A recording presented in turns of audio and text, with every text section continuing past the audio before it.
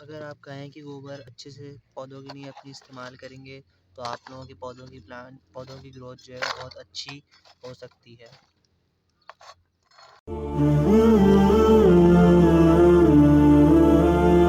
अस्सलाम वालेकुम दोस्तों, उम्मीद है आप सब खैरियत से होंगे। Welcome to Garden Grooves.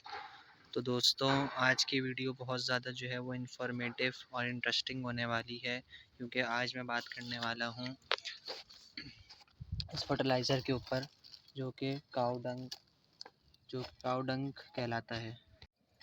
तो दोस्तों, काऊ डंग के बहुत सारे फ़ायदे जो हैं वो होते हैं अगर इसको अपने प्लांट्स में यूज़ करें। तो सबसे पहले जो है मैं इस वीडियो को अपने 2 पार्ट्स में जो है वो तक़सीम करूँगा आज की वीडियो को।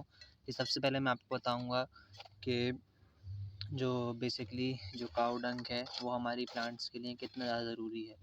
तो दोस्तों, इसमें जो है वो डिफरेंट एलिमेंट जो है पाए जाते हैं, जिसमें नाइट्रोजन और पोटेशियम और क्या कहते हैं फ़ॉस्फ़ोरस जो है वो इसमें पाया जाता है थोड़ी तादाद में। तो एक बहुत अच्छी जो है वो फर्टिलाइज़र है प्लांट्स के लिए। तो इसको हम 2 तरीक़ों से जो है वो यूज़ कर सकते हैं। एक तो सबसे पहले तरीका होता है कि आप जो हमें नर्सरी से खाद मिलती है उसको हम अच्छी तरीके से फुली डिकम्पोज़ कर लें। डिकम्पोज़ का मतलब है कि उसको हम पहले 30 दिन तक या 1.5 महीने तक हम उसको पहले एक जो है वो जैसे कोई आपके पास बाल्टी हो उसमें रख लें उसको, और फिर उसके ऊपर थोड़ी सी मिट्टी डाल के उसको कवर कर दें, ताकि जो उसमें बैक्टीरिया बने वो इस जो ये फर्टिलाइज़र है उसको डिकम्पोज़ कर लें। क्योंकि अगर हम इसको ऐसे ही अपने प्लांट्स में यूज़ करते हैं तो उसको पहले वो डिकम्पोज़ होता है, फिर प्लांट जो है वो उस फर्टिलाइज़र को इनटेक करते हैं रूट्स के ज़रिए। तो ये इसका पूरा प्रोसेस होता है। दूसरी चीज़ जो होती है कि हम इसको जो है वो लिक्विड फर्टिलाइज़र के तौर पे यूज़ कर सकते हैं। उसका तरीका ये होता है कि जब हम इसको डिकम्पोज़ कर लेते हैं तो उसको हम फिर पानी के थोड़े उसमें मिला के फिर जो है वो अपने प्लांट्स के ऊपर भी उसको डाल सकते हैं और उसको डायरेक्ट मिट्टी में भी डाल सकते हैं। लेकिन जहाँ तक अगर मैं इसके फ़ायदे की बात करूँ तो इसका फ़ायदा तो है, लेकिन एक नुकसान ये है कि इसको फार्मर्स जो हैं वो ज़्यादातर यूज़ नहीं करते। क्यों नहीं करते? कि एक तो इसकी वजह से जब इसको हम यूज़ करते हैं डिकम्पोज़िशन के बाद, तो इसकी जो ओवरऑल जो रिज़ल्ट होता है वो बस नॉर्मल होता है, बहुत ज़्यादा अच्छा नहीं होता, क्योंकि ये ऑर्गेनिक मैटर है। और अगर मैं थोड़ी केमिकल की बात करूँ तो केमिकल में असल में बहुत सारे उसमें मिक्सचर होते हैं केमिकल्स के, जैसे यूरिया हो गया, फिर नाइट्रोजन भी उसको केमिकल बना के वो उसको मिक्स करते हैं।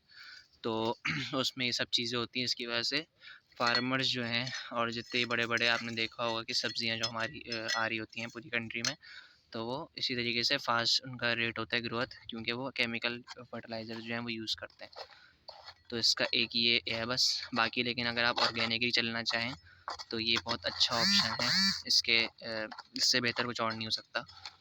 लेकिन हाँ, अगर केमिकल से इसका मुकाबला किया जाए तो केमिकल जो है वो ज़्यादा अच्छे रिज़ल्ट्स देता है हमें, चाहे हम वेजिटेबल में इसको यूज़ करें, चाहे हम फ्रूट्स में या फिर फ्लावरिंग प्लांट्स। और इसका रिज़ल्ट जो मैं आपको दिखा भी देता हूँ, जो मैं ये इसको हर महीने एक दफ़ा अपने क्यारी में और प्लांट्स में डालता हूँ इस खाद को।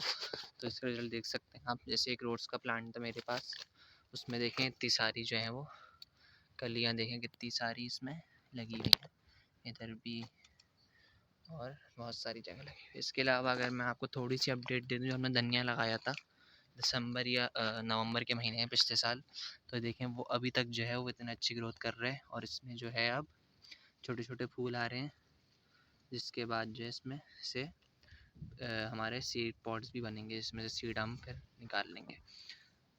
तो ये देखें इतना अच्छा इसमें ग्रोथ रेट है। और मैंने इसमें भी फर्टिलाइज़र यूज़ किया था, यही वाला काऊ डंग यानी कि गाय का गोबर। तो एक अच्छा रिज़ल्ट है। तो दोस्तों, ये कुछ इन्फॉर्मेशन देनी थी मुझे आपको, कि जो बहुत इंपॉर्टेंट इन्फॉर्मेशन होती है खाद के लिहाज से, कि हम खाद को किस तरह यूज़ करें।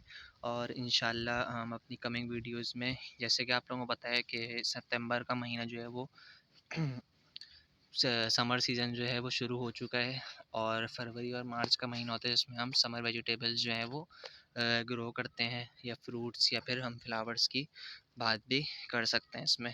के फ्लावर कौन कौन से लगाए जाते हैं। तो उस पर भी इंशाल्लाह वीडियोज़ आएंगी कि मैं कौन कौन सी वेजिटेबल्स बनाऊँगा, उगाऊँगा। जैसे कि मैंने अभी सर्दियों में धनिया लगाया था, अब ये धनिया जो है वो कम्प्लीटली ख़त्म होने वाला है, क्योंकि इसमें बहुत सारी हार्वेस्टिंग मैं ले चुका हूँ।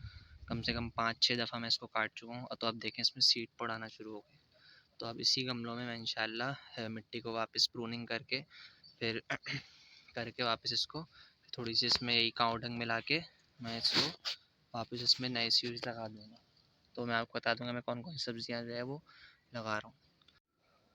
तो दोस्तों, अगर आपको मेरी वीडियो पसंद आई हो तो मेरे चैनल को सब्सक्राइब करें, वीडियो को लाइक करें और अपने दोस्तों के साथ इस वीडियो को ज़्यादा से ज़्यादा शेयर करें। तो दोस्तों, मिलते हैं अपनी किसी और वीडियो में, तब तक के लिए अल्लाह हाफ़िज़।